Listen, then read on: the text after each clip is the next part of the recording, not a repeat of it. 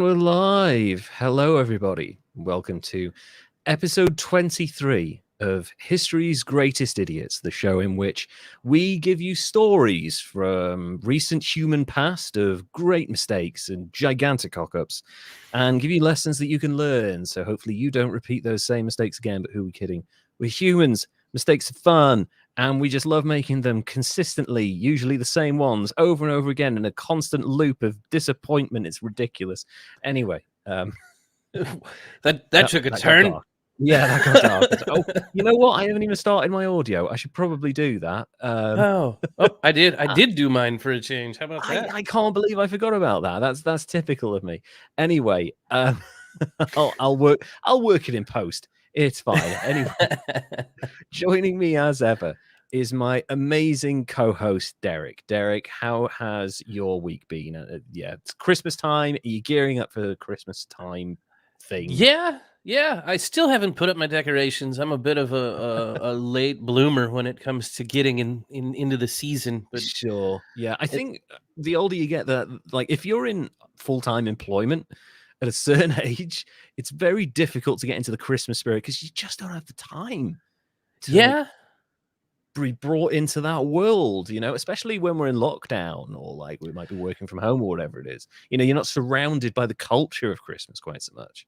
And then it makes it like even worse that it's, in the 70s and sunny and, Arizona.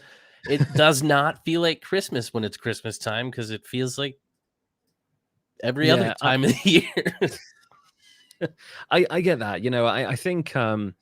I think as time goes on and the world gets hotter, the UK might be like that as well. But yeah, I think it is difficult. Like I always was amazed that Australians celebrate Christmas by going down onto the beach and like having a barbecue because it's their summer. So they're like, yeah, it's Christmas. We get days off and it's hot. Perfect. So yeah, I kind of I think I will get into the Christmas mood once we're kind of, me and my wife are going to visit our in-laws kind of over the period. So I think that's when the Christmas time will kick in. I've done pretty much 90% of my Christmas shopping. So I got that out of the way. But yeah, like I haven't seen the Christmas adverts. I haven't seen the Christmas parades or the decorations we have are very minimal. But, I think I will get into the spirit. And I think the spirit of Christmas for me this year will be, oh my God, I get a break from work. So that's fine. It's like, I can relax. Ooh, there's one, what's it? Christmas films. Home Alone's on. Oh, great. It must be Christmas. I thought I was going to go with Die Hard. Although Die Bruce Hard, Willis says that's not on. A Christmas movie. That's a Bruce Willis movie. It's a Bruce Willis action movie that happens to involve Christmas time.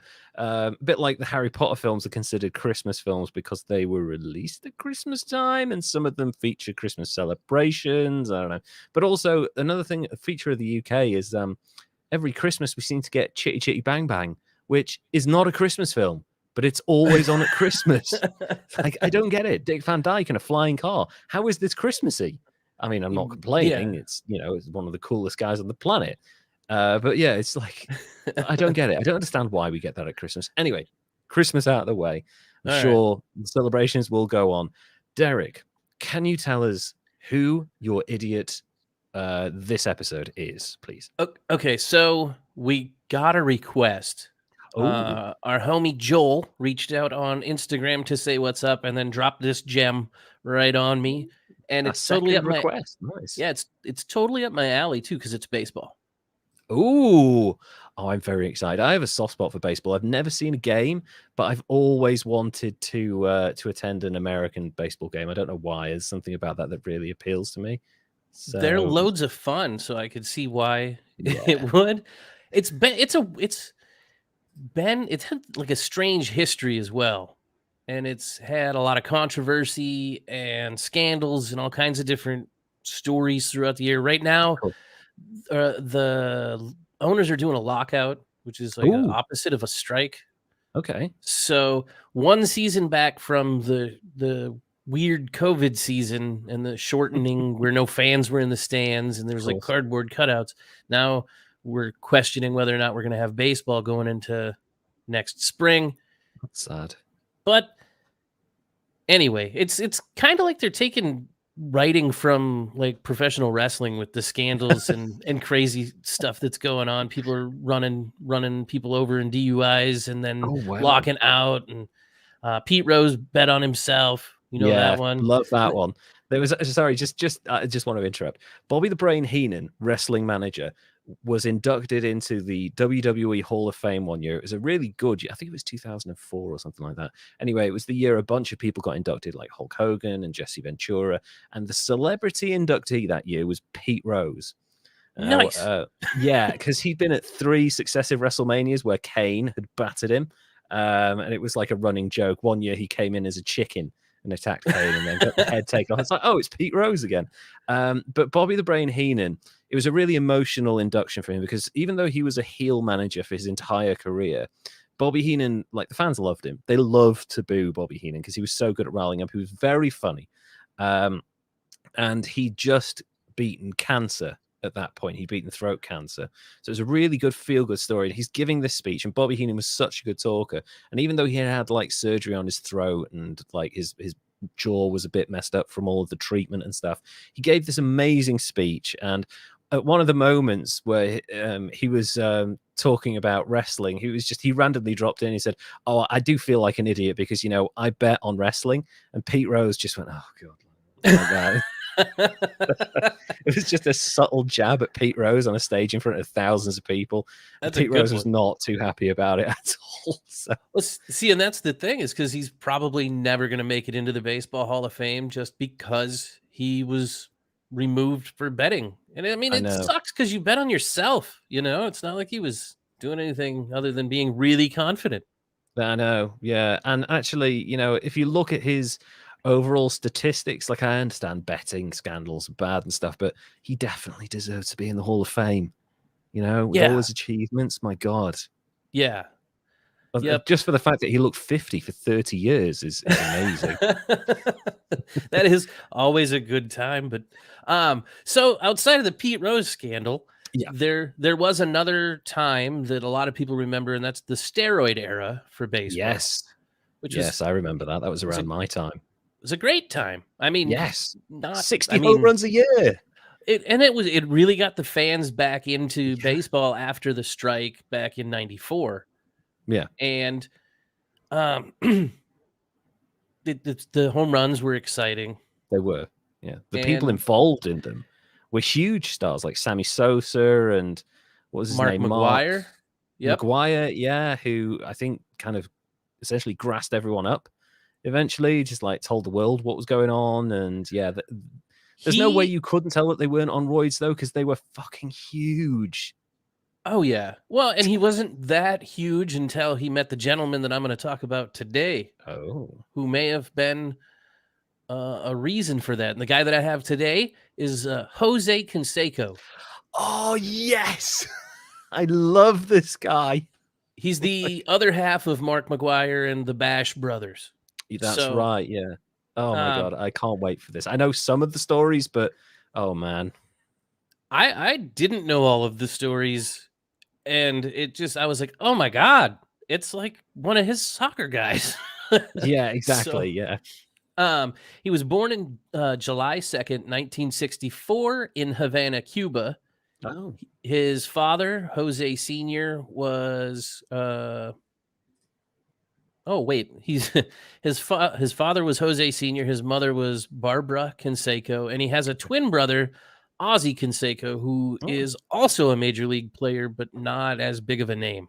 Yeah, usually the case, isn't it? The minor brother of the two, sure. It has to suck to be a twin and be the minor brother, though. Like, that's not fair. Yeah, that ain't good. That ain't good. But at least he got his shot. You know, if you're the sibling of a famous athlete and you also get a chance to be a famous athlete, don't live in the shadow of you know, just accept that you're not going to be as famous or as good as them.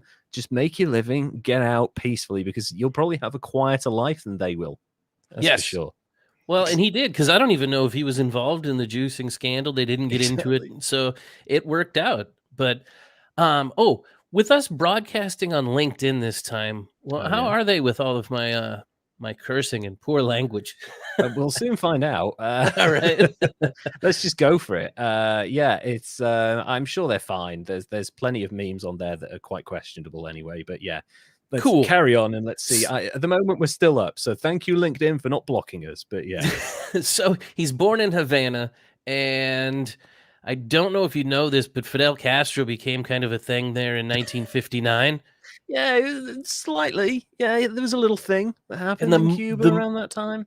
The movement, the movement towards communism and all that stuff kind of put a squeeze on his Jose's dad, who worked in the oil and gas industry as a territory manager. Popular. Yeah. It progressed into a bad way where he lost his job and his house. And eventually, when Jose Jr., Mr. Jose Canseco Jr., was 1 year old, the family got permission to leave Cuba somehow and ended up in Miami, Florida, which is where he grew up. There was a period where, what's the word for it? Basically, clemency, where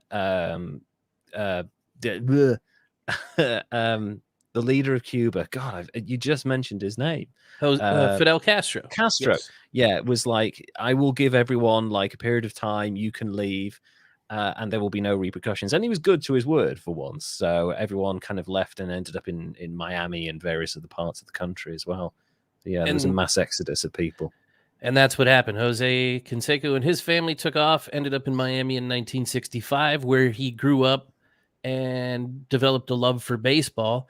He eventually played baseball in high school, but fun fact is that he failed to make the varsity team at the Miami Coral Park High School until his senior year. Wow. So to any of the kids out there that might listen or might be wondering, hey, man, I didn't make it my freshman year onto the varsity team.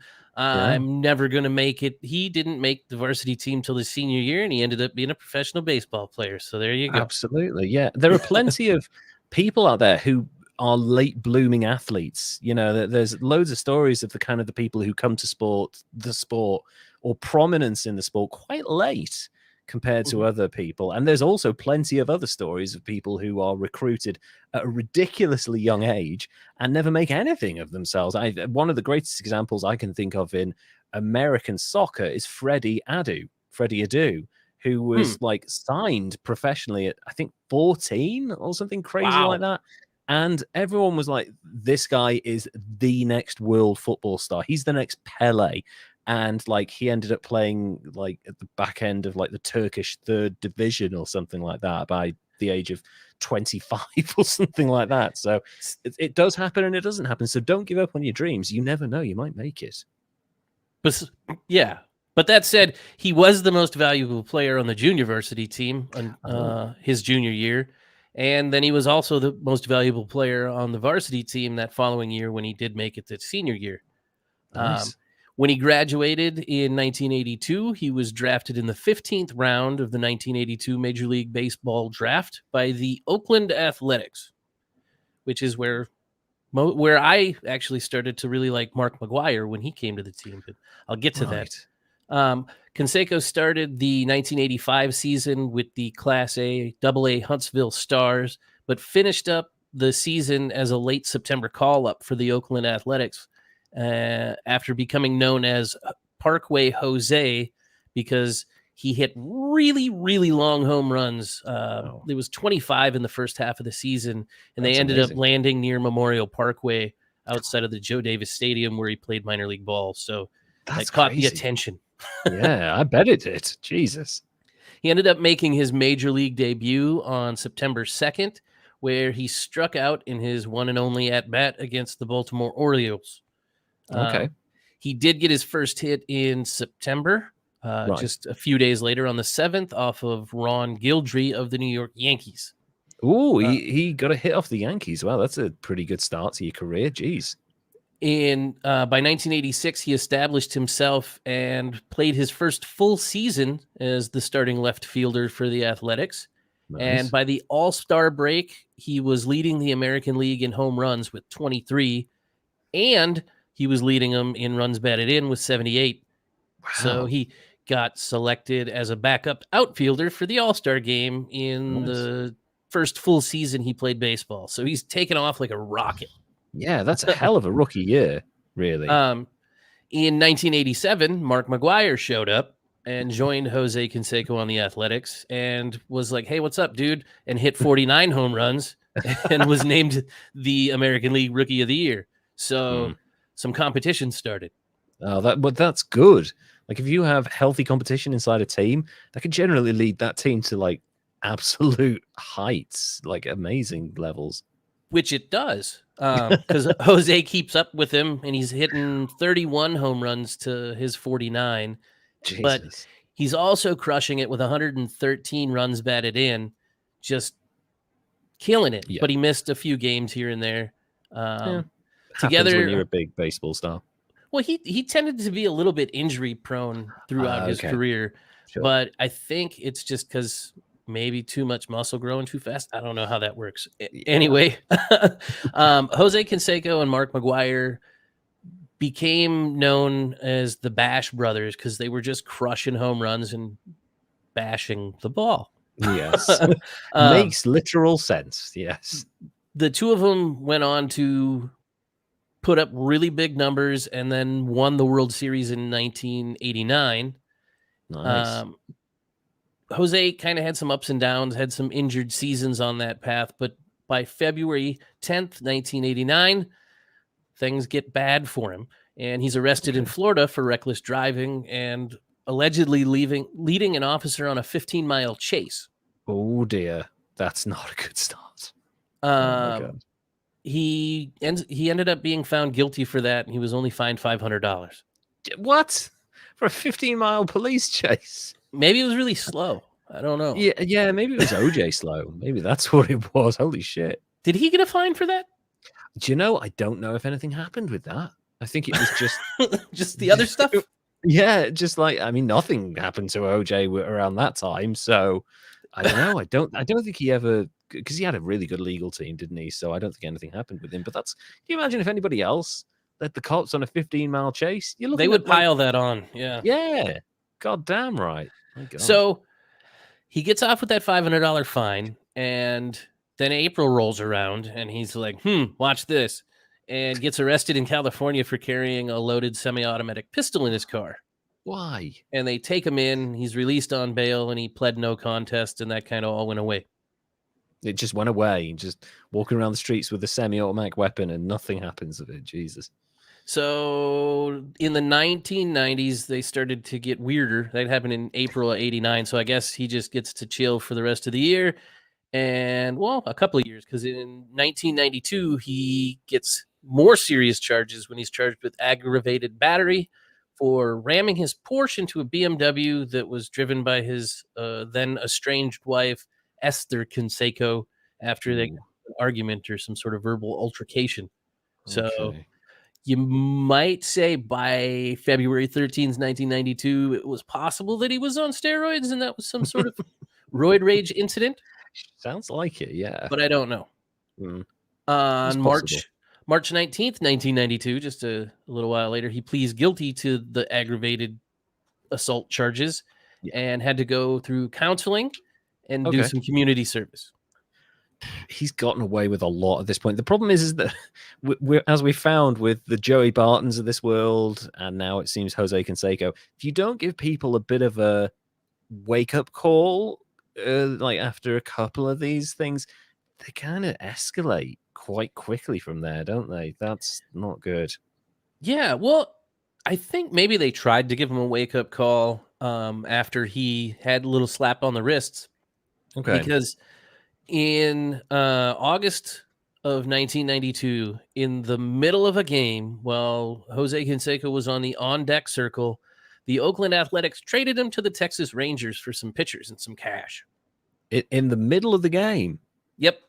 Holy shit. At the time of the trade, the A's were leading the American League West Division, and they were looking to beef up their pitching to go into the playoffs, and maybe we're sick of his shit, so they sent him packing. I was going to say, like, that's the thing you have to do, isn't it? You have to weigh up, like, do we stick with this guy who's our second biggest hitter, who's, you know, a big part of our team, or do we run the risk of, if Mark McGwire gets injured, our season's fucked, and get a bunch of nice, cool pictures and a bit of money? What do we do? Because I'm sure he was probably bringing in money from advertising, sponsors, stuff like that. He's a bit of a bad boy. Sometimes certain advertisers like that sort of thing. But yeah, they made an interesting choice because, again, from the Joey Barton episode, we found that time after time, these teams stuck with him because they were paying him a shitload of money and they felt like they needed him. But apparently, the second biggest hitter in the league, they don't need this guy. So, wow. At the time of the trade, Jose Canseco was considered to be the best player in Major League Baseball all around. That's insane. From 1986 until the date of the trade, no other player had hit more home runs in the major leagues. He hit 226 from 1986 to, what was it, 1993. Jeez, that's incredible. That's an amazing run. My God. Oh, yeah. And, I mean, things were going well for him. And when he got to Texas, things kind of continued to go well for him. He stayed relatively healthy, played in all of the first 45 games of the season. Wow. But he was kind of hitting for a low average at the time. But he did manage to get 750 RBIs in less than 1,000 games played. Okay. So he was doing well. He was producing in Texas. And on May 26, 1993, during a game against the Cleveland Indians, Carlos Martinez hit a fly ball towards Jose Canseco, but he lost sight of it when he was going into the warning track, and it came down and hit him in the head and bounced over the wall for a home run. Don't know what that has to do with anything, but I thought it was funny. That's fucking hilarious. I thought, was he wearing? Would he have been wearing a helmet in the outfield? Nope. Or not? Do they not? Nope. They just bounced right off his noggin. A little bit. That would have been quite painful because I've been hit by a softball before. I was hit in the jaw by a soccer ball when I was much younger and dislocated my jaw because it was hit at like full pace, and I was like 6 feet from it. It just smashed me in the face.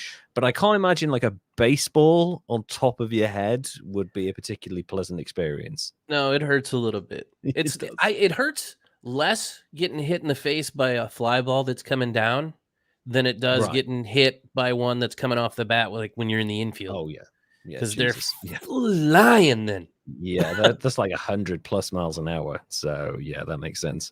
So yeah, that weird thing happens, and then like a few days later, he decides to ask his manager to let him pitch in the 8th inning of a blowout loss to the Boston Red Sox. So he's an outfielder, never done any major league pitching, and he decides that he wants to try to pitch. I don't know how hard he got hit when that ball came down, but now he wants to be a pitcher. So he goes in and he pitches, and during his inning-long pitching appearance, he injured his arm. Well, yeah. Not what was he thinking?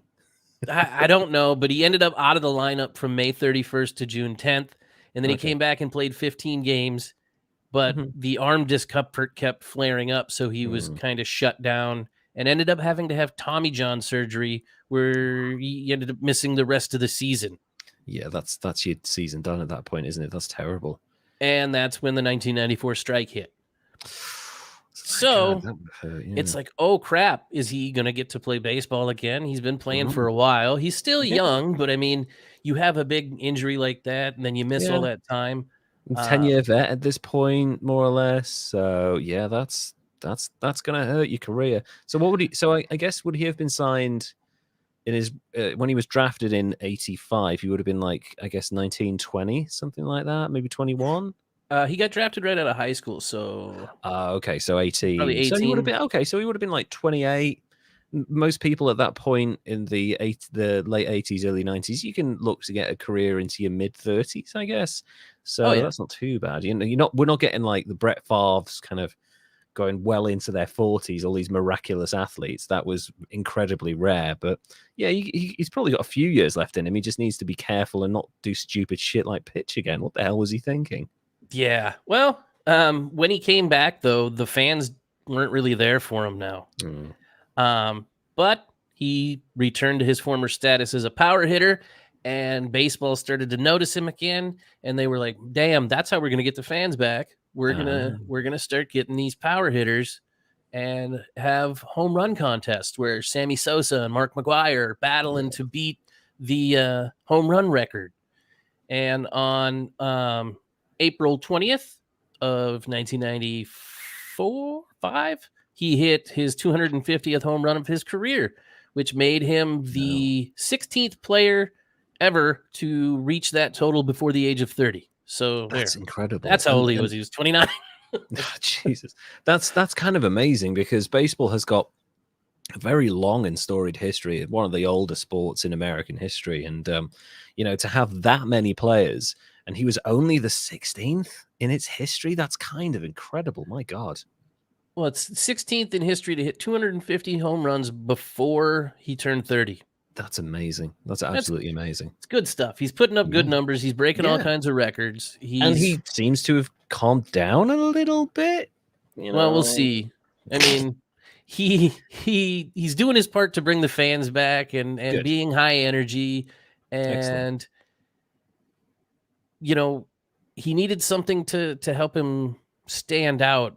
And I think it's when he really gets involved with the juicing, because in November of 1997, he's arrested for beating his then wife, Jessica Canseco, for which he pled no guilty and was sentenced to 1 year probation and mandatory counseling. Oh yeah, that's around that time. Okay, yeah. And then the counseling didn't stick, because in October of 2001, Canseco and his brother Ozzy got into a bar fight with a couple of men at a Miami Beach nightclub that left one of those men with a broken nose and another one needing 20 stitches. That's wow. You hear so many stories of people who've done steroids who just lose their shit. Yeah, it is a big problem. It's a huge problem. Dynamite Kid, an amazing wrestler, but a terrible human being, wrote a biography called Pure Dynamite. It was one of the most shocking biographies anyone had read at the time, and it was released. He didn't care who he burned in this documentary, and he talked in this biography. He talked about how the steroids made him feel, and he said he was standing next to a guy in like a bathroom stall one day, and the guy did the thing where they were both peeing, and he went and spat into the stall. People do sometimes in urinals, and this enraged Dynamite so much that he grabbed the guy and headbutted him while he was having a pee. And he was like, I don't know why I did that. That just happened, and I did it. And then, like, seconds later, I was like, why the fuck did I do that? It was steroids. It was the roid rage had kicked in. It lasted for 10 seconds, and in those 10 seconds, this poor guy was on the floor, broken nose, blood everywhere, covered in pee. It's not a good start. Yeah. Oh, man. Steroids they are not good when taken to the excess that a lot of professional athletes do for a number of reasons. But yeah, roid rage is bad. Well, and how much would it suck to get beat up at a bar by two professional baseball players?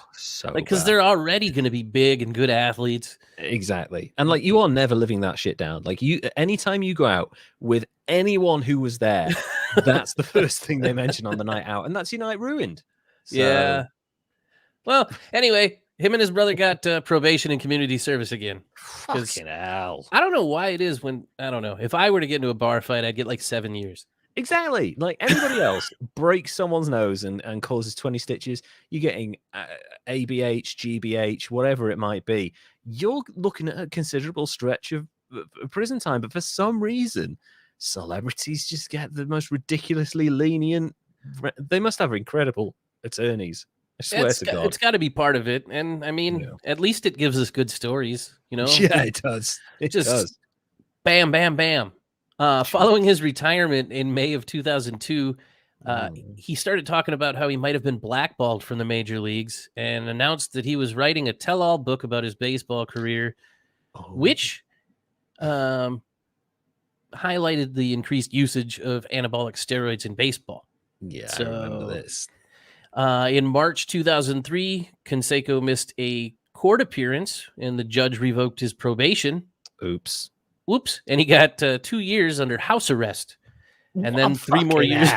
And then 3 more years of probation. I have to sit at home in my giant fucking mansion. Yeah, I was gonna say, you gotta imagine it's a nice house too. Exactly.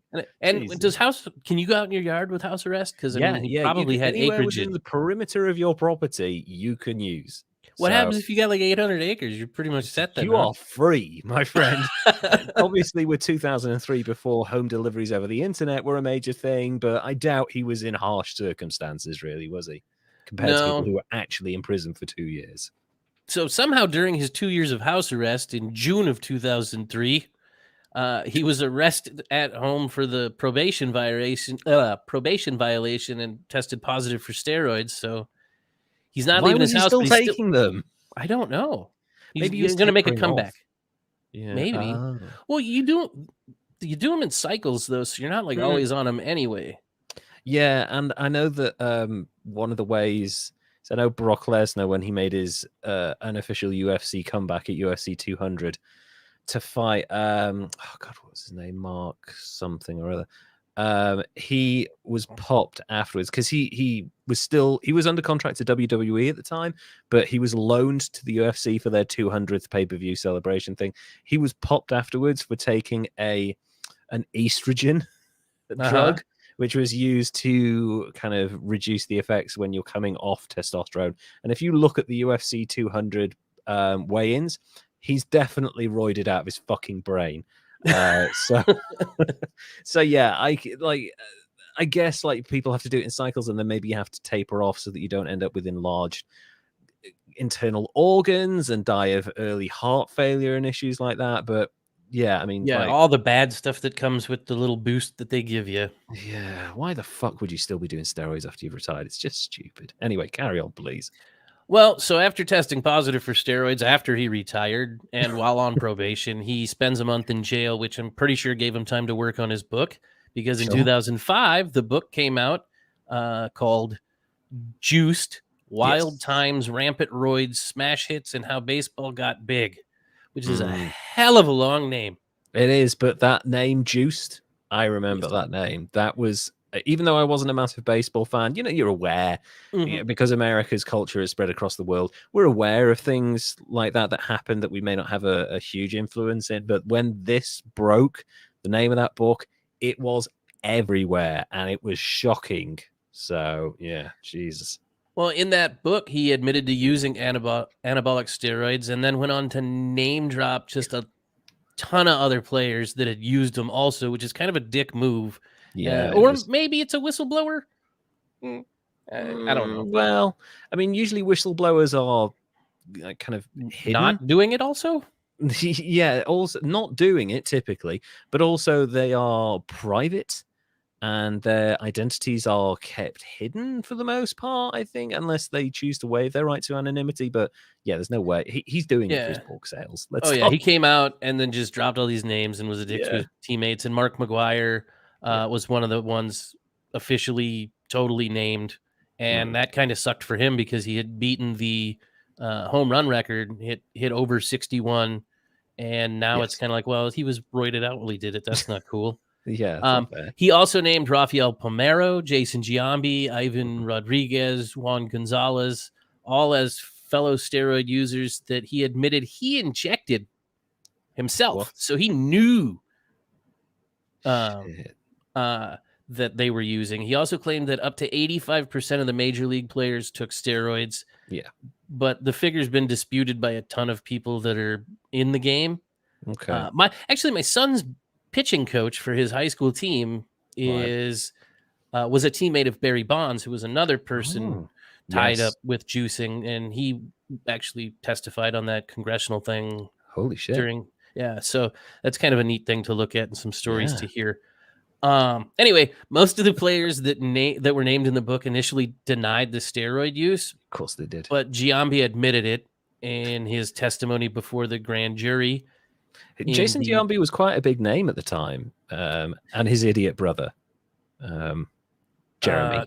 Jeremy Giambi, who famously portrayed as a slob and an idiot in Moneyball. Yes.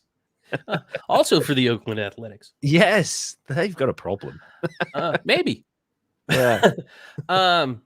So Giambi goes before a grand jury that's investigating the juicing case in January of 2010. And then Mark McGwire is also there and admitted publicly that, yes, I did use steroids, which kind of put an asterisk on his home run record, I think, but they didn't officially.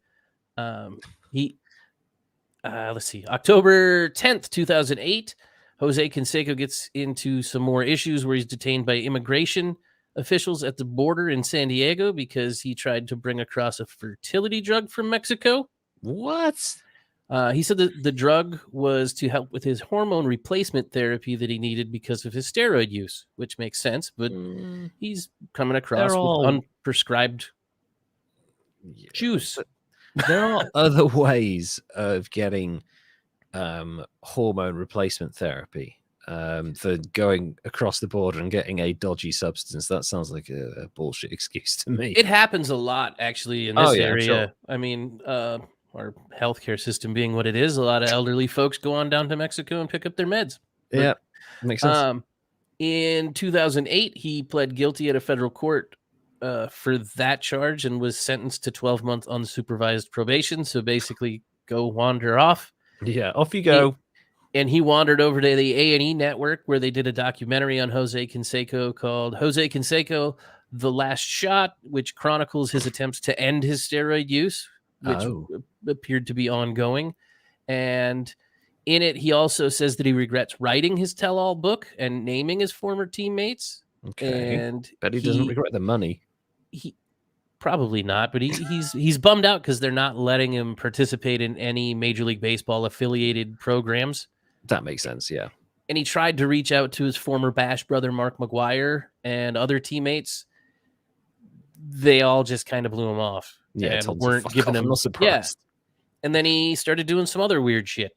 He decided in 2008 he was going to be a fighter, and in the most Philadelphia thing that I can think of to happen, a sportscaster in Philadelphia and former NFL football player Vi Sikama accepted a challenge from Jose Canseco to fight him for $30,000. Fucking hell, is that all? I'll take that. I'll punch Jose Canseco in the face for that money. Jesus.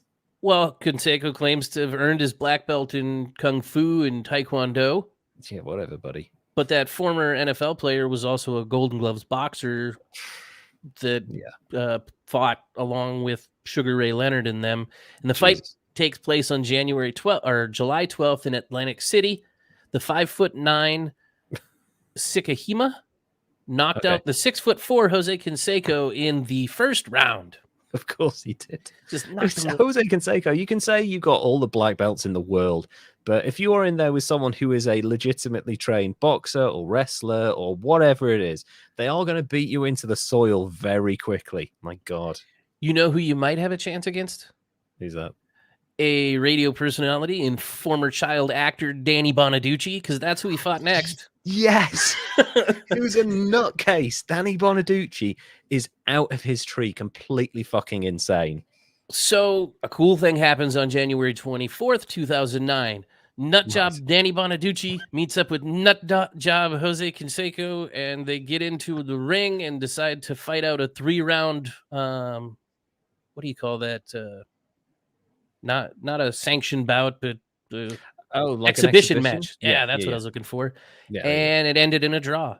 So Shocker. You get two crazy bastards together that don't know what they're doing, and they will beat each other for 3 rounds, and you can watch.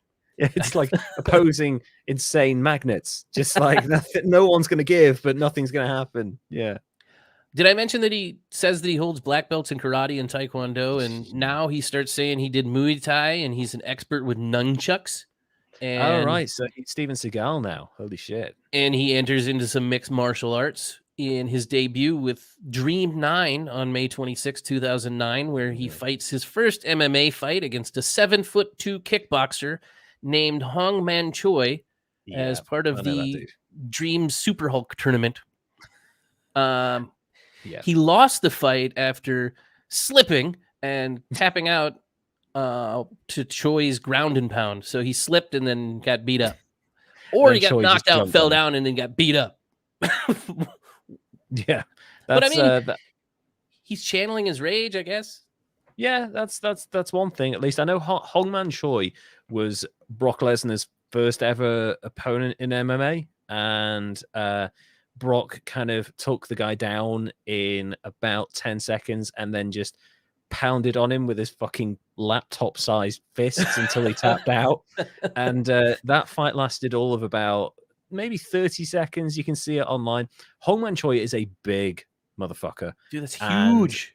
But he's not a great fighter. The thing he has going for him is his size. Like, there's not much finesse there. So for Jose Canseco to trip over and get battered by this giant who has no real finesse is kind of like, you may not have black belts at that point. They may have been withdrawn by whoever gave them to you.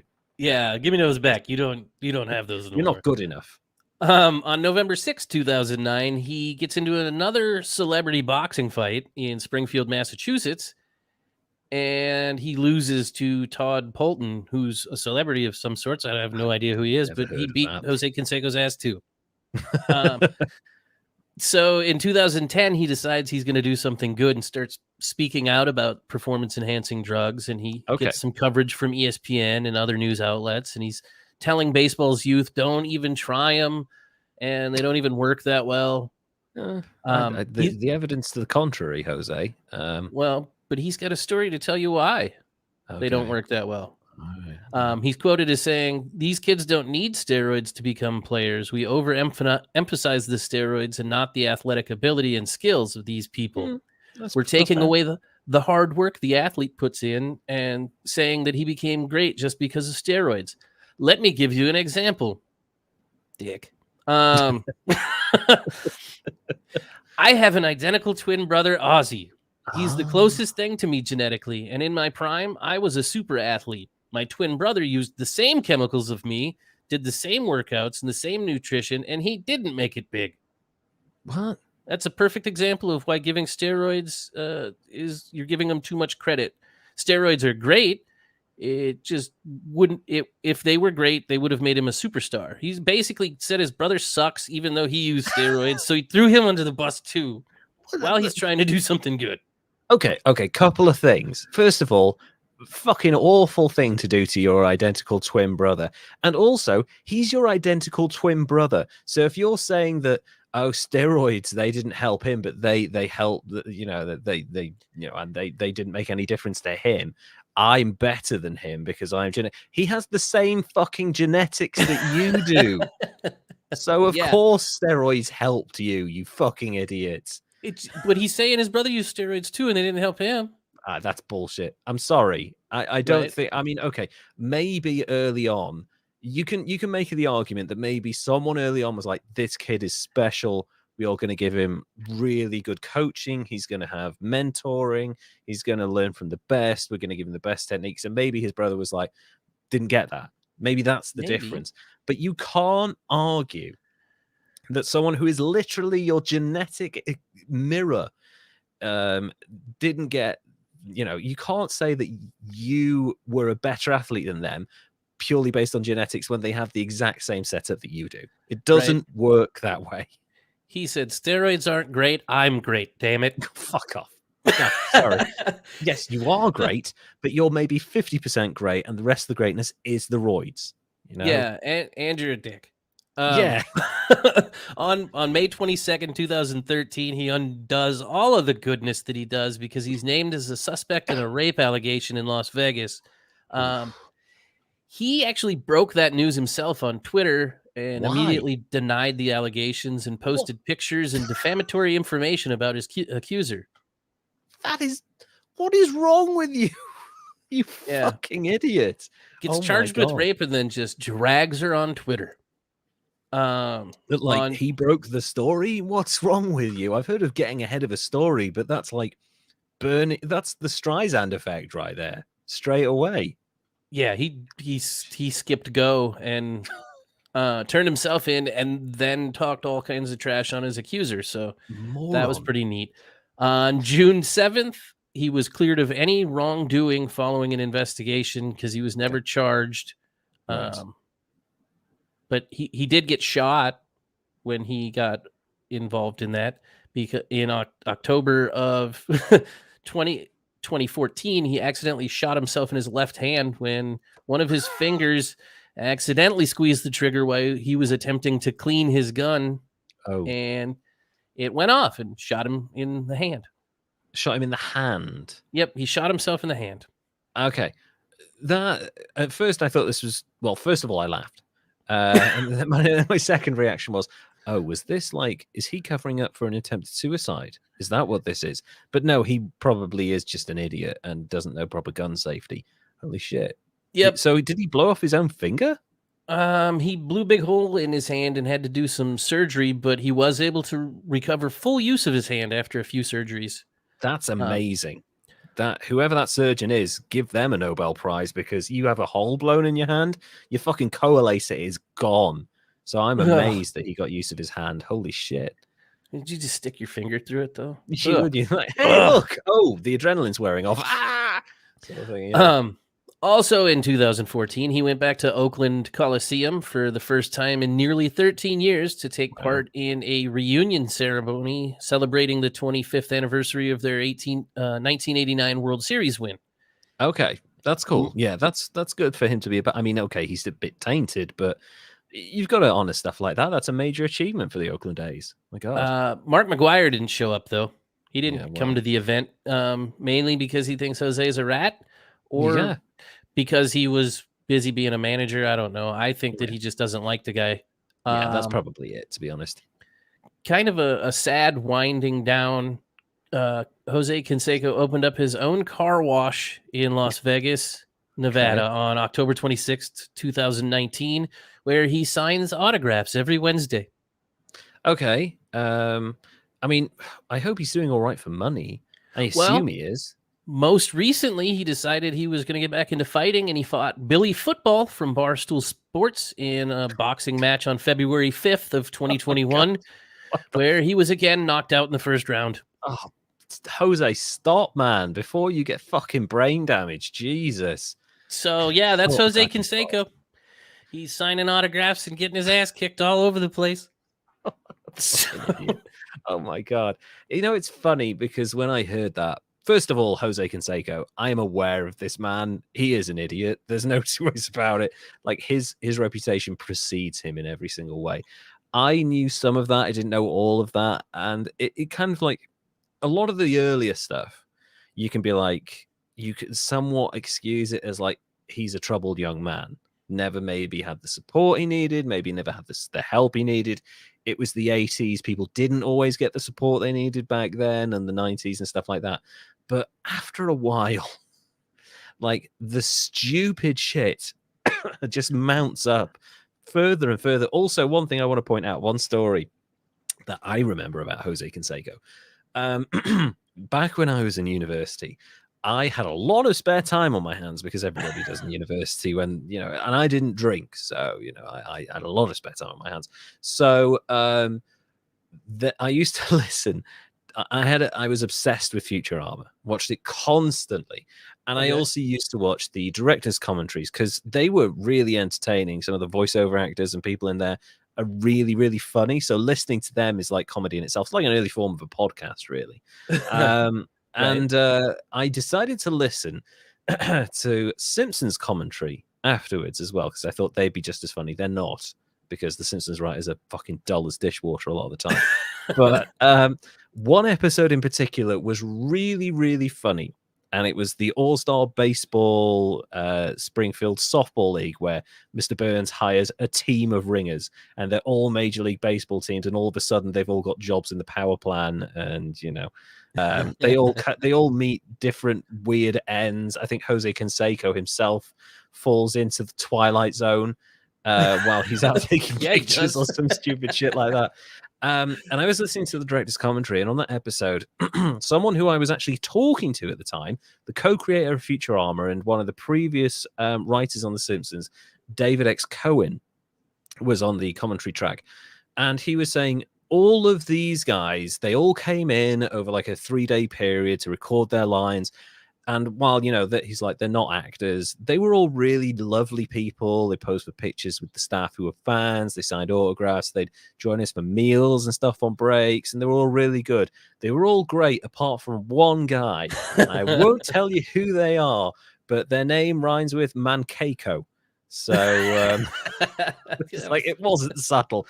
They were saying he was an arsehole throughout the entire experience, did not want to be there, did not want to do more than one take, didn't give a shit about the process, didn't warm up, just a massive arsehole to absolutely everybody in the building. So they threw him under the bus. And unfortunately, over the years, like all the stories I've heard about Jose Canseco being an idiot and being, steroids and all these other scandals, another thing that seemed to keep cropping up was that he is a massive prick.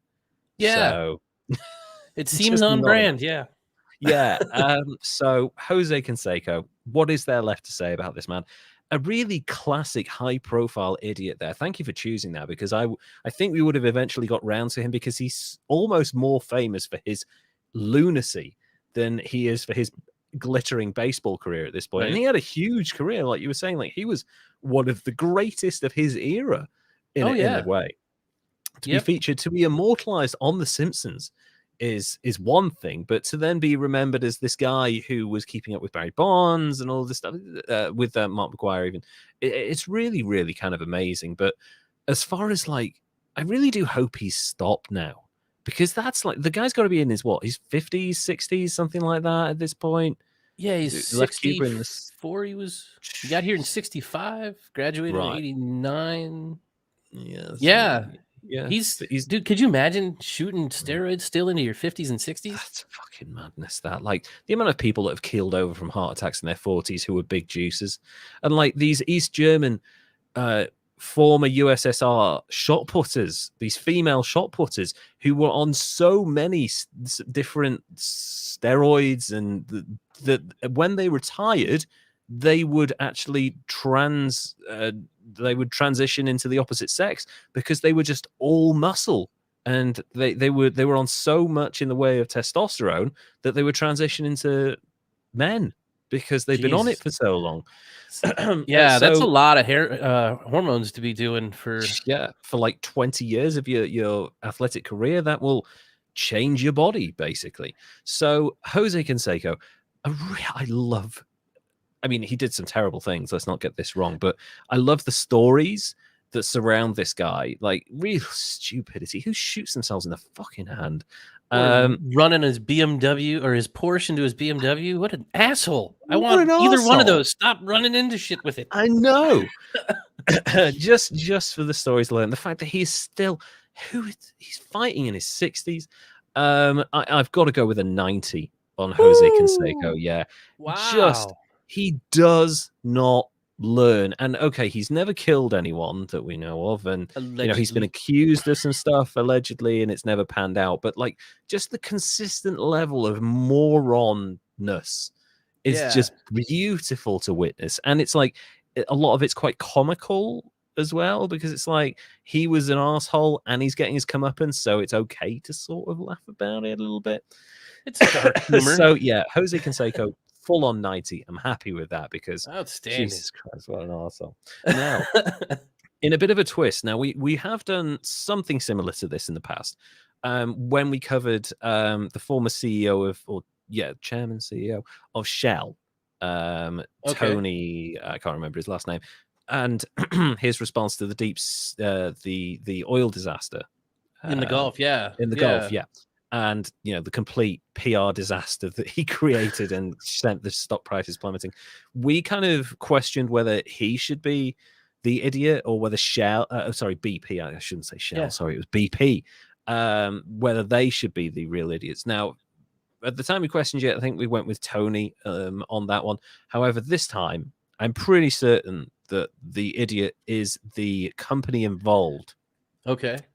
And let me tell you the story of the Mall Life Project. Okay. And the the company behind the Providence Place Mall in Rhode Island. You're gonna love this. Okay. It's like a shopping mall?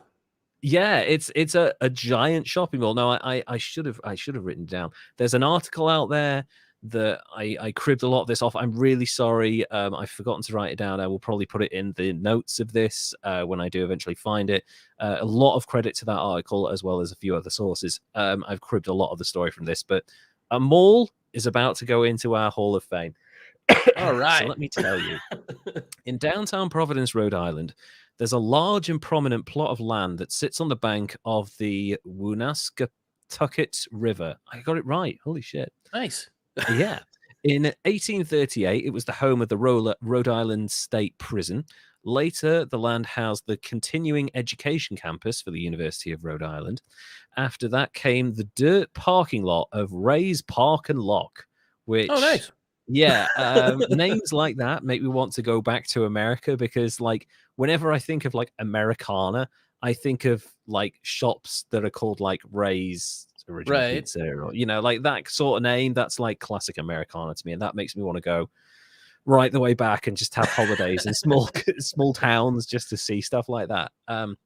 From 1975 to 1982, $606 million of local and national community development funds were invested throughout the city. Sorry. In the 1990s, the city pushed for revitalization, realigning the north-south railroad tracks, removing the huge rail viaduct that separated downtown from the Capitol building, uncovering and moving the rivers, which had been covered by paved bridges, to create Water Place Park and river walks along the river's banks, and constructing the Fleet Skating Rink, now the Alex and Annie City Center. So, yeah, bunch of new projects cropping up in the mid-70s to the 90s. They've spent billions, and it's about to get even more intense.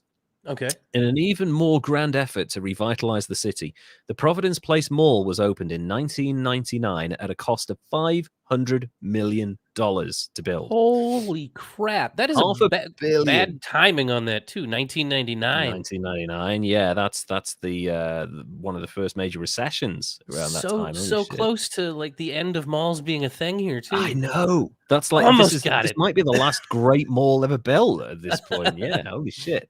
And it was considered a super regional, meaning a one-stop shopping destination that housed everything consumers could possibly want or need in one location. And it's interesting. Now, obviously, malls are in rapid decline across America. It's very famous, as you just pointed out.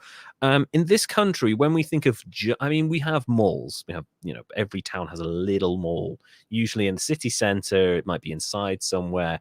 Traditional mall, basically. So it's internal. You've got a few shops off it, nothing major. In terms of major super regional malls, I can probably think there's maybe 15 to 20 in the entire UK. Stuff that you would consider, wow, okay, you can go there for the day and you do not have to leave. You can do everything you want. You can get your film, you can eat, you can rest, you can buy all your food, and then when the sun goes down, you can go home and call your bank manager and ask for a loan or something. In America, as I understand it, like you guys have like 20 or 30 of these things like per state sometimes. Oh, yeah. Depending on where you go. Like they were everywhere. So that's my first jobs were like in the mall, running like a shoe store, hanging out at the food court. That like the movie Mallrats too. Like that was the culture in the 90s. I love that film. I fucking love Kevin Smith's early work. But I caught Mallrats at like 2:00 in the morning over in the UK, and I was like, well, this is brilliant. This is exactly what I imagine it's like, actually. So it was a lot like that. So the culture of malls are kind of, they're interwoven with the 80s and 90s, I think. And obviously then in the 2000s, as you say, they start to go into a decline. And now they are in rapid decline, as far as I can tell. And they're just going to be sprawling empty carcasses of what used to be capitalism. But at the time, I guess 500 million for something that was looking to revitalize Providence, Rhode Island, I think it's probably a good investment. But you are a few years away from that not being the case. Right. So, yeah. But Amazon. Yeah, screw you, Amazon. As one of their things sits over my shoulder behind me. The design of the mall was partly done by the architect Friedrich St. Florian, sorry. He also built the Sky Bridge that connected the mall with the Omni Providence Hotel, formerly the Western Hotel. In total, Providence Place consists of 15 levels across a 13-acre plot. Wow. I know. The 5th through the 9th levels, which features the indoors Galleria, there is a Dave and Buster's, an IMAX theater, and a 16-screen cinema on the 7th level. Yeah. Wow. big. Yeah, that's like that's like the Mall of America big. There's not that many of those. That's almost as big as that one in Canada where they get apartments underneath and stuff, right? It's kind of crazy, isn't it? You're living underneath a mall. Holy Ugh. shit. I can't think of anything worse. The mall also hosts 2 large parking garages, one city side and one other state side, anchored to its back end. Bridges connect the 2 sides over the Wonaskatucket River. I'm getting worse at that. The mall's winter garden is a noticeable architectural feat. The 4-level structure in the center of the mall spans the Wonaskatucket River. I'm getting better now. Wow. And Amtrak's Northeast Corridor line. The area features large expanses of glass, providing views of the city. The mall is so fucking big, a river and a train line run underneath this thing. That is nuts. That is crazy. That is a big ass mall, man. That is a big mall. The 3rd level of the Winter Garden contains the food court and access to its 4th level, serving as the entrance to Dave & Buster's, the IMAX Theatre, and the cinema.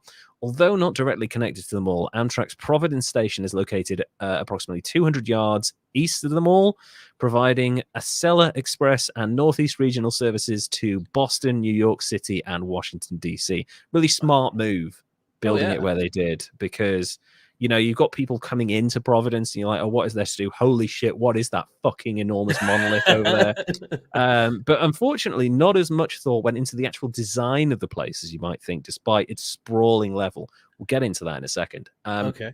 In early 2017, this is long after what the events we're talking about, the garages were renovated, including converting the first 2 floors of the former J.C. Penney into more parking and the addition of a system indicating where spaces are available.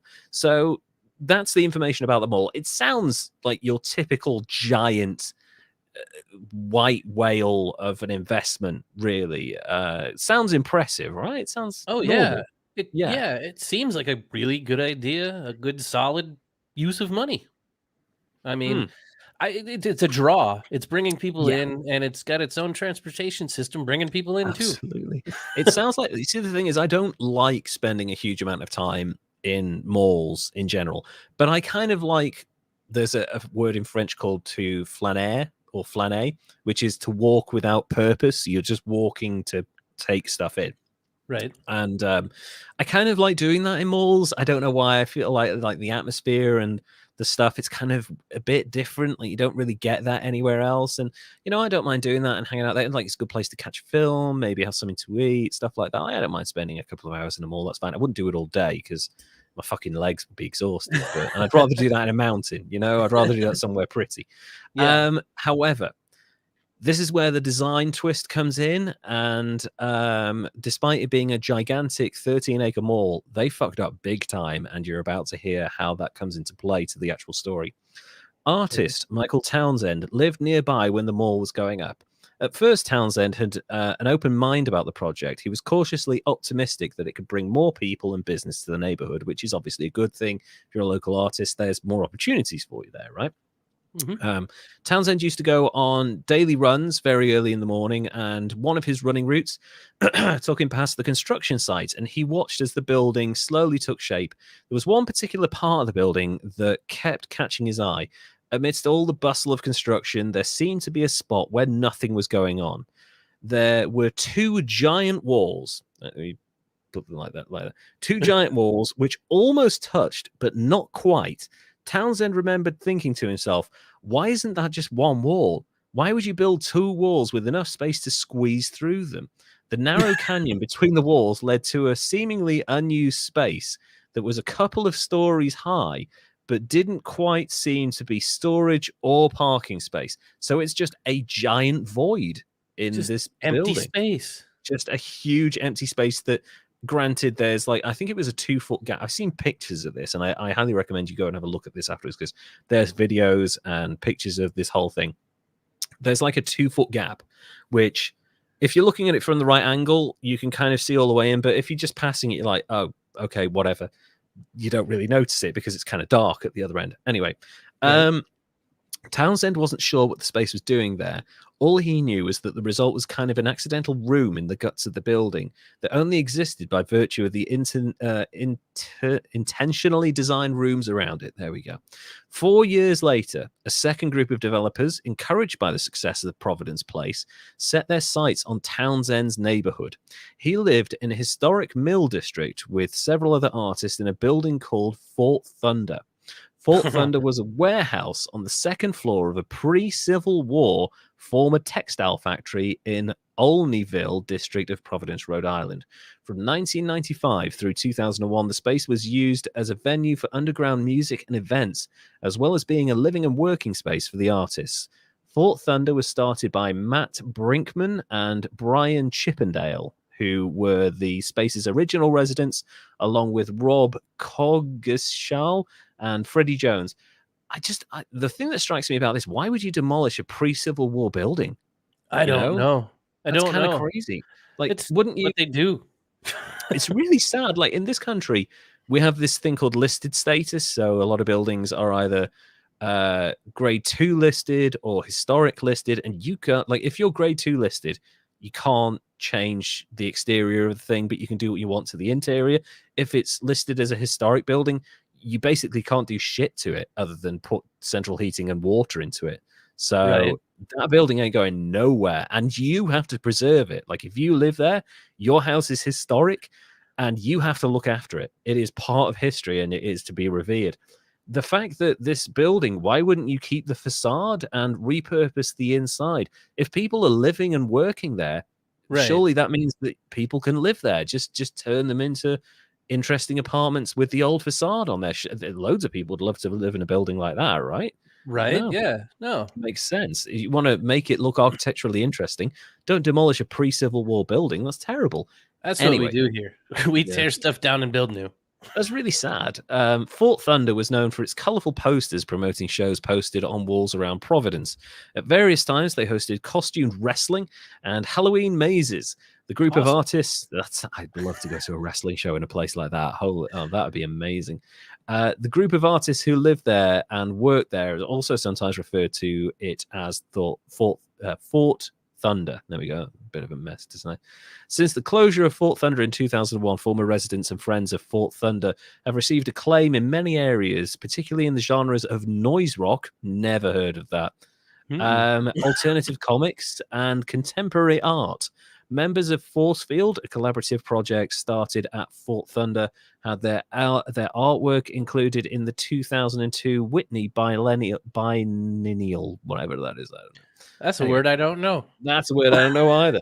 But it bred amazing artists. So this is clearly a place that is useful to the surrounding area. It's part of the local culture, and you should be encouraging and protecting that instead of knocking it down. You know what you should do? You should tear it down and start over. Yeah, you know what would work in its place? A Staples. And I am not joking about. Yeah, no, just the Staples. Don't push your luck here. Right. In 2006, the Museum of Art at Rhode Island School of Design exhibited Wonderground Providence 1995 to present, an exhibition focusing on the underground art and music scene of Providence with major reference to an inclusion of artists connected to Fort Thunder. In 2001, the building was demolished by Feldco developers to make way for the parking lot of a Shaw's grocery store and a Staples. Just a fucking parking lot, you bastards. Wow.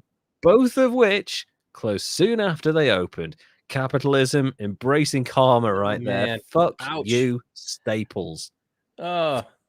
So they knocked it down, and within a year, Staples was out of business. So it was the energy of the land saying, hey, dicks. Yeah, you built on an ancient artistic burial ground. How dare you? And just went all kind of poltergeist on their ass. The new development project used a specific computer algorithm to determine where the best place to construct was. And unfortunately for Townsend, it was right on Fort Thunder. Like where the two lines crossed each other was a Predator drone strike on my bedroom, he said. Damn. That's got to hurt. That's gotta hurt. The developers wanted to tear down nearly all of the old mill buildings and replace them with more retail. Townsend would end up spending the next 2 years fighting alongside other residents to save the mill district, but unfortunately the building was replaced by a parking lot for a supermarket. Fucking gross. Man, they like building parking lots, don't they? They Let's really tear do. down some cool stuff and build some parking lots. Let's let people drive to this empty lot where there was history once. Townsend and other artists saw it as another sign of excessive new developments in Providence, but they weren't done with the developers or with the mall. They decided the best way to understand what they were up against was to live in the mall for 1 week after leaving, without leaving, sorry. Okay. In part, that's an artist thing to do. Exactly, yeah. It's just there are ways about doing it, especially in a place like that. There's an airport in Singapore. I think it's it might be the best airport in Singapore.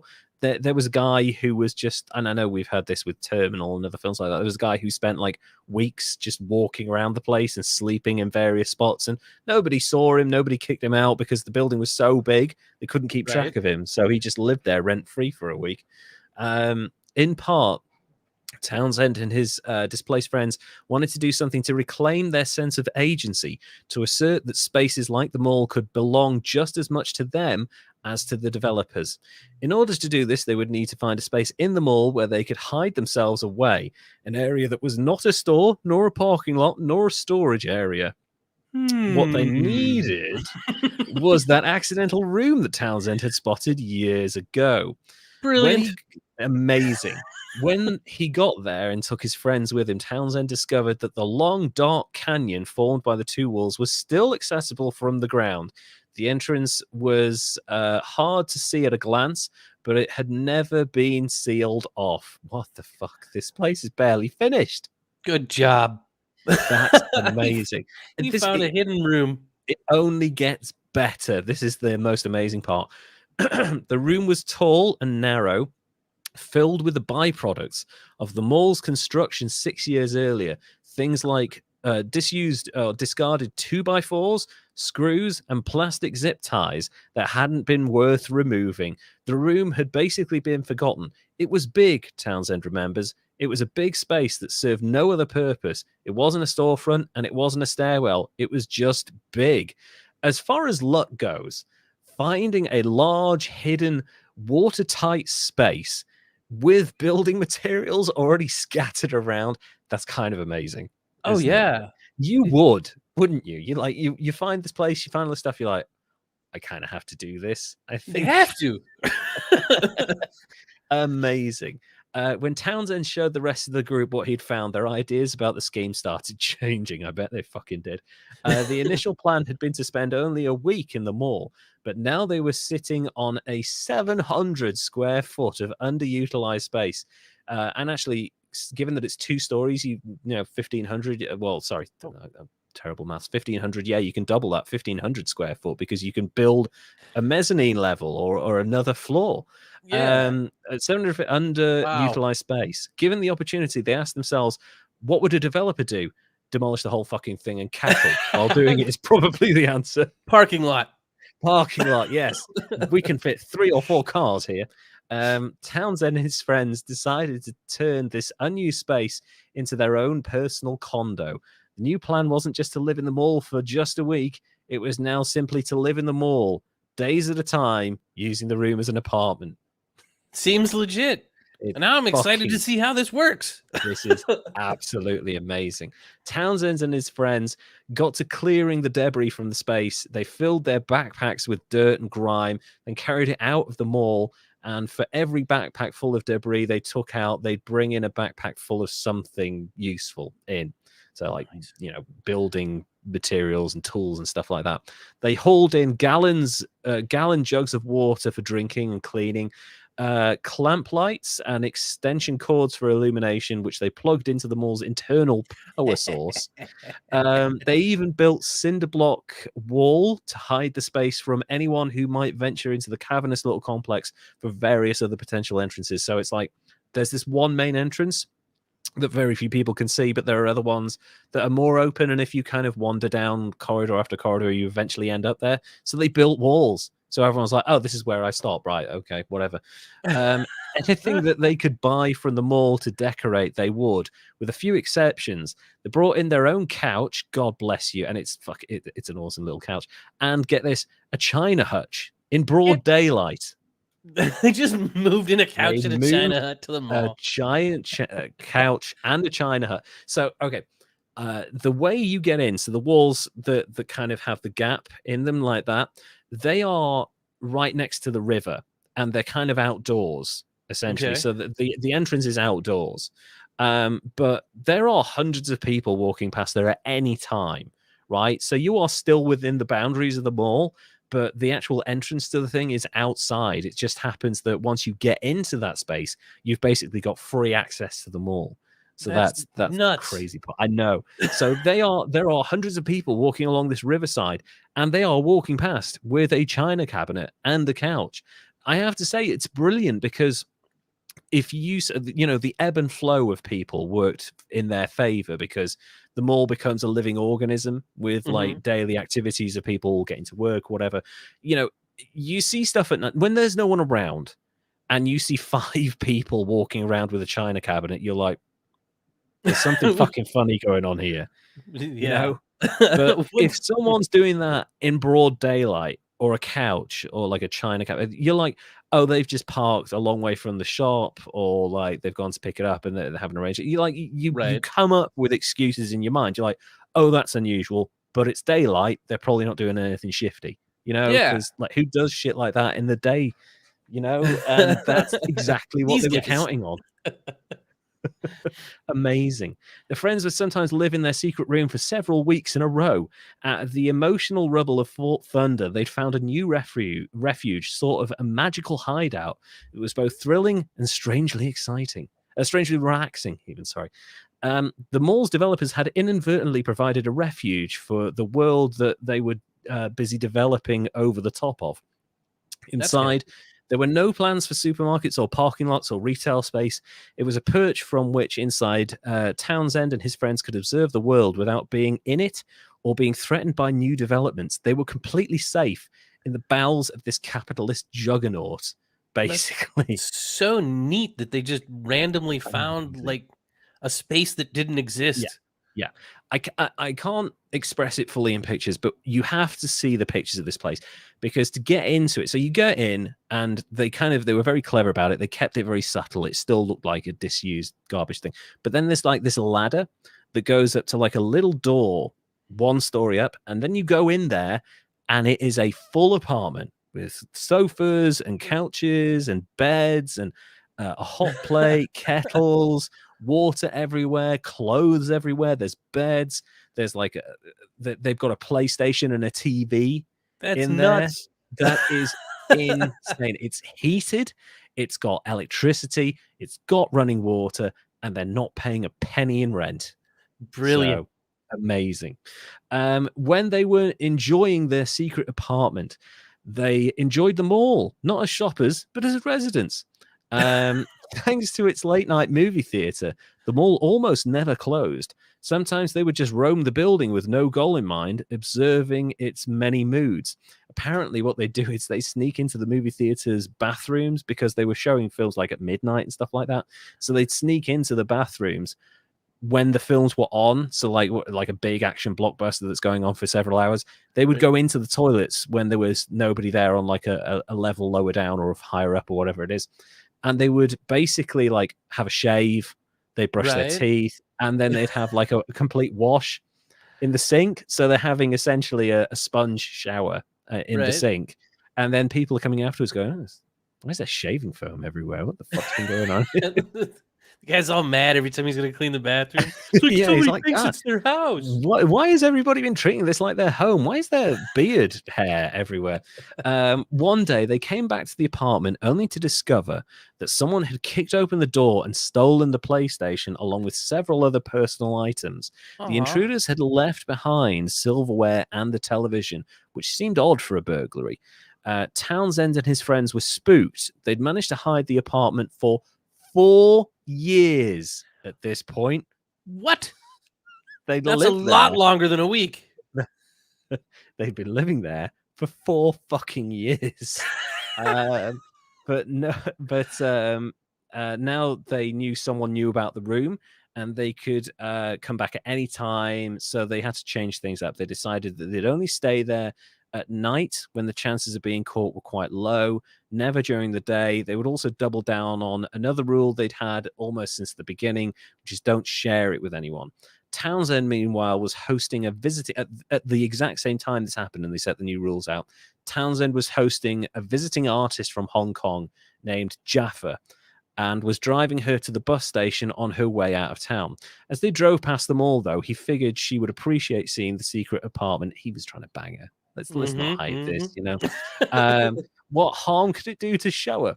So he took Jaffa into the apartment, the couch, the lights, the television, all of that stuff. At this point, the residents had made a new plan to live in the mall full time for a year. So at that point, they were like, we're never leaving. We're just going to go get everything we need from the mall. We're not even going to leave. That way, if anyone comes in, we can just scare them off or something like that. That was their new plan. Okay. They'd figured out to bring in a water tank, and were even working on a full kitchen and a flush toilet. So they weren't going to use the mall's facilities. They were just going to take it all. Wow. After 4 years of work, the apartment was on the verge of feeling like a real home. As they were leaving, however, him and Jaffa, the woman he's trying to seduce, they heard a walkie-talkie on the other side of the door. They were busted. Turned out that the earlier break-in had actually been 2 mall security guards. So that stole their PlayStation? Yeah, Paul Blart, fucking thieving bastard. Instead of removing everything, they'd taken the personal items in the hopes of identifying Townsend and his friends. Like, how would you identify someone from a fucking PlayStation? They're not going to leave their name on it or anything. They Jesus. Got his username. They've got his PS entry code. Now that Townsend had been foolish enough to come back during the day, it was all over. After being handed over to the police and interrogated, Jaffa was eventually let go because, like, she was, nothing to do with it. But Townsend soon found himself standing in front of a judge in a criminal court. The prosecution rattled through a laundry list of offenses, some of which could have seen him go to jail for over a decade. Holy crap. For some of the offenses. But the judge didn't seem too impressed by the charges. If anything, he appeared more impressed by the audacity of the secret apartment dwellers. So he gave Townsend a misdemeanor for trespassing and sent him on his way. That seems fair, though. I mean, if you get away with it that long, you gotta just give it to them. They own it now. I know. Come on, like in the country we have squatters' rights. I don't know what it's like in the States, where like if a building is empty for like 10 years and someone lives in it and takes care of it and no one's tried to claim it in that time, then it's theirs, you know. But like, how did they not find them for 4 fucking years? This is the biggest mall in one of the biggest malls in the northeast of America, and they couldn't find a bunch of artists living in a fucking room. Well, because they didn't know the room existed. Apparently not, which is the crazy part. Accident. They accidentally built a room. Unbelievable. So he got away with a slap on the wrist, but that doesn't mean he got away scot-free, unfortunately. Just before Townsend left the mall security team handed him a piece of paper. It was the same piece of paper that they handed to brawlers and shoplifters and anyone else who overstayed their welcome. A map of the mall with a red line drawn all the way around it, indicating that Townsend could not come within that distance of the Providence Place Mall. Now, over a decade later, Townsend still lives right near the mall, but his days of running anywhere near its 13 acres are over. He can never go back. Townsend is still making art in Providence and came around and around the world is one of the members of Trummerkind Art Collective, and whose website you can learn more about the secret apartment thing. There are a couple of documentaries about this online, like people have made videos about it. It's I discovered it and I was fascinated by 2 things. First of all, the idea of people living in a mall. I think at a certain point in time, everyone sort of dreams of living somewhere like that for free. I think it's a certain age. You're like, wouldn't it be cool if we could live here for free? And it'd be ours, you know. That's why Dawn of the Dead is such a cool kind of like. I like that idea to a certain extent without the zombies, sure. But I think everybody has that dream. But also I was impressed by the audacity of the artists to actually do it for 4 years. But also, what really impressed me is Providence spends $500 million building a mall across 13 acres, and they decide to not join 2 walls up and not use I used to design stuff for a living.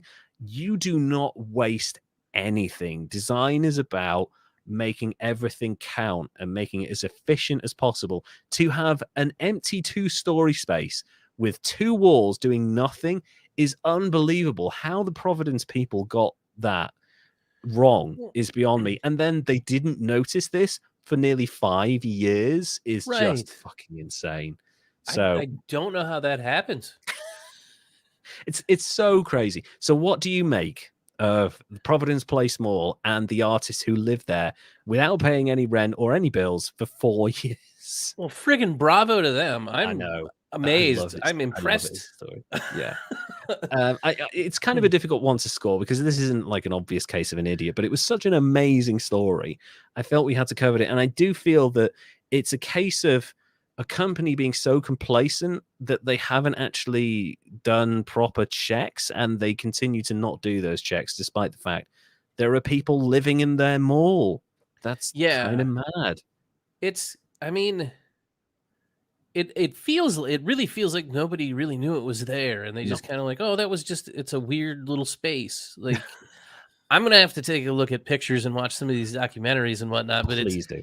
I'm also gonna go walk around the mall and see if I can find any walls that don't touch. Because I mean, why not? Guys, we're moving. Well, they're closing all the malls around here anyway and turning them into like healthcare, schools, and I mean that's great. I love that. I love that they're turning them into healthcare facilities and schools and shit. But maybe if you do have a housing crisis or if you do have a homelessness issue in a certain state, there's your solution, right? I mean, I always thought that too. I constantly wonder, hey, look at all these abandoned buildings that have been sitting here for like 10 years. How hard would it be to set up like cot spaces and run? I guess you'd have to have somebody to run it and pay it. But I mean, but like, how hard would that be? That's solved another issue, unemployment.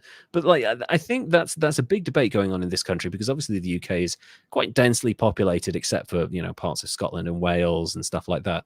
So there's a big debate going on. The Tory government are very in favour of building on green belt land, so basically the countryside. They want to build across England's rolling, beautiful countryside and farmland and all the other stuff we're supposed to be protecting. But at the same time, people are pointing out like there are hundreds of thousands of acres of disused like factories and just wasteland that have just not been developed. Like, develop these sites that already have electricity supplies, that already have water supplies. Just build on them. It's really not that hard. There are you could build 5,000 new houses near me in a bunch of factory places. You would have no housing shortage whatsoever. Well, and there's stuff like that here too. They're selling off some of these missile silos that they come and they're building big complexes. Just in my neighborhood, not my neighborhood, but in my state, just a little bit south of here, like a half-hour drive maybe, there was some missile silos that just sat abandoned and empty for like 20 years. That's crazy. And now how you turn them into apartments. Yeah. So, well, a rich dude's turning it into his own personal private apartments, but I would do that, to be honest.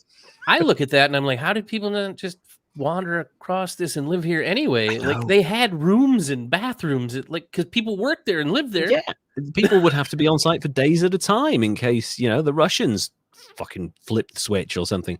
But yeah, it's kind of, I do like this story because it is a big fuck you to the people who demolished their house.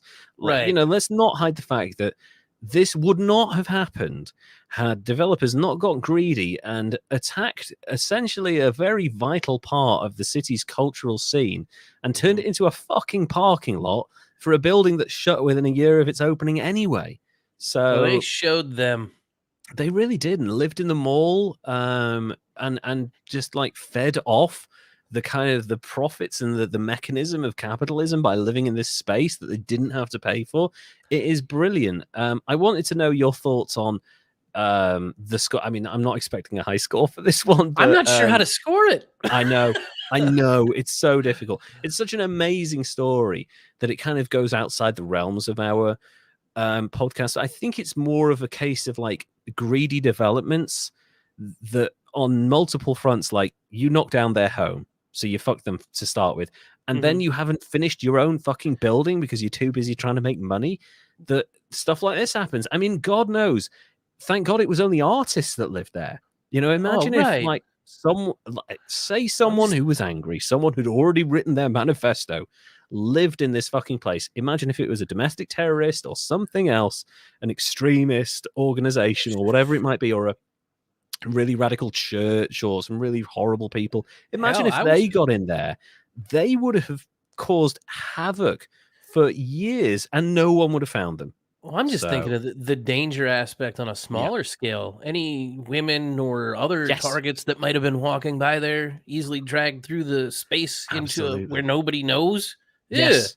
Yeah, a huge locked away space that nobody can really see or hear in, and is completely like that's serial killer kind of scary right there. I give the artists a -90 because they're friggin' awesome. Yeah, they are. Michael Townsend. I did actually try to reach out to him to see if we could get a statement, but he's very reclusive these days. So yeah, but thank you for your amazing story. But sorry, carry on with your story.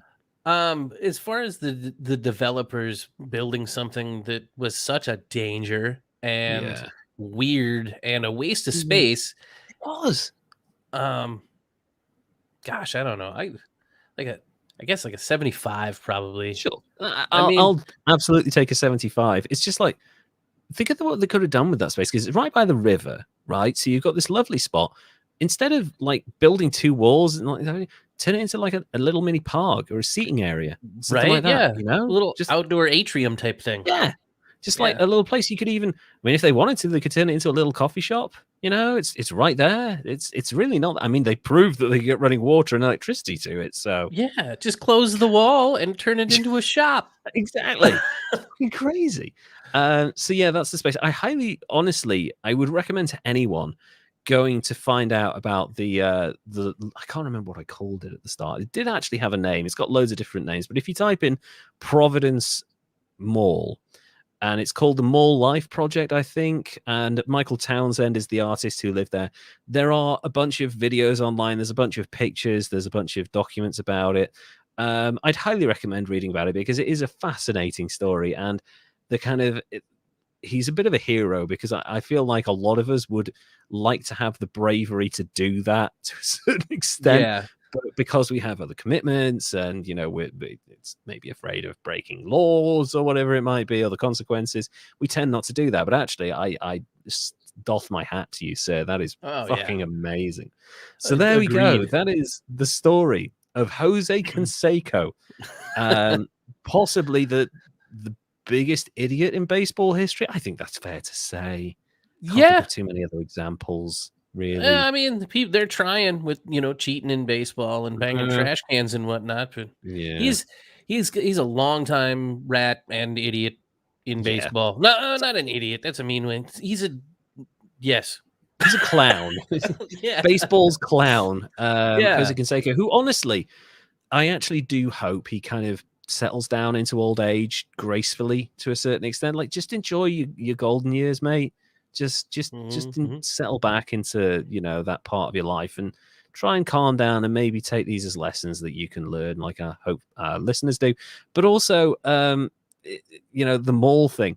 I just fucking love that story. And so did I. Yeah, that was good. Rampant, uncontrolled speculative capitalism comes back to bite them in the arse, and it's just a really wonderful story, and I've really enjoyed researching this episode. I'm sure you probably did with Jose Canseco, because your son's heavily involved in baseball, and you probably got a big interest in it and stuff. So, well, and super props to Joel for throwing that one out there. It was a good idea, and tell your friends about it. Us people, yes, be like Joel. Give us suggestions and tell your friends.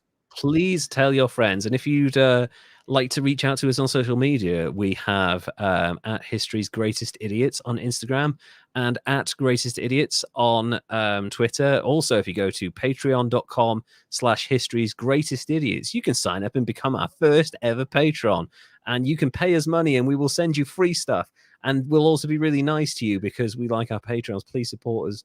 But yeah, that's been the show. So if you find yourself feeling like you want to maybe do steroids and ruin your life, just don't do it. The steroids are fucking terrible. And if you are thinking that you're going to use your power and influence to destroy the lives of some incredibly creative artists, probably don't do it, because these fuckers will come for your shit, apparently. So that's our show for this week. I've had a lot of fun doing this. Derek, it's been amazing as ever. Would you like to say goodbye, please? Goodbye, everybody. And we will see you in a couple of weeks. Take care now. Bye.